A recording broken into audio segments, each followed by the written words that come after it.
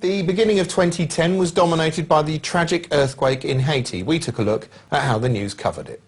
Recently, the news has been filled with scenes of unimaginable horror and unbearable suffering. On the whole, the reporters themselves have been remarkably stoic in the face of events that would traumatise anyone. Some actively stepped in, leading to astonishing scenes like this, in which CNN health correspondent and neurosurgeon Sanjay Gupta cared for an injured baby in the street.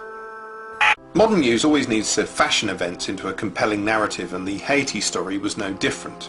Once it had shown us distressing scenes of overrun hospitals and rubble for several nights, it needed a fresh angle. And so began the search for signs of conflict. Obviously, a massive aid effort organised at short notice in a country whose infrastructure has been destroyed is going to be a logistical nightmare, and there was much coverage criticising the slow distribution of aid. But one of the things holding up the aid was the fear of violence, which the news also seemed fascinated by. The moment footage of sporadic but inevitable scuffles arrived, it was seized on as evidence that the whole of Haiti was about to descend into barbarism. But with aid struggling to get through, the country is spiralling out of control. Haiti now is not just a tinderbox of simmering desperation and anxiety. It's possibly just one step from something very ugly indeed. At times the news seemed to frame the threat of violence not as a possibility in any society that's hit by a massive disaster, but as something unique to Haiti itself. There's this ugly undercurrent, sadly, within Haitian history, which has the ability to turn, it has the ability to quite literally fight for survival. Hence you're seeing not just doctors and aid workers on the streets, but riot police too. The ugly undercurrent in Haitian history presumably distinguishes it from Britain, a nation whose own history consists of millennia of uninterrupted peace. Still, whatever, here's some angry foreigners.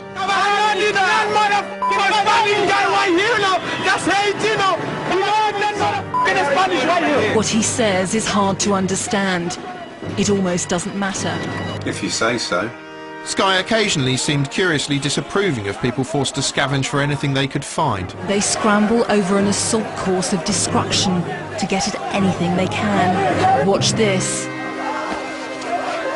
And this. Perhaps the US military should. They don't seem to think there's a problem. Yeah, well, maybe they've got a clearer idea of the bigger picture than you have. Just a thought. In fairness, dislocation could be a factor here. The reporter wasn't in Haiti, but in Britain, revoicing images seen on a monitor. Images are always open to interpretation. Take this shot from another Sky News report. These people aren't even vainly hoping for food. They're fighting over cardboard boxes to use as shelter.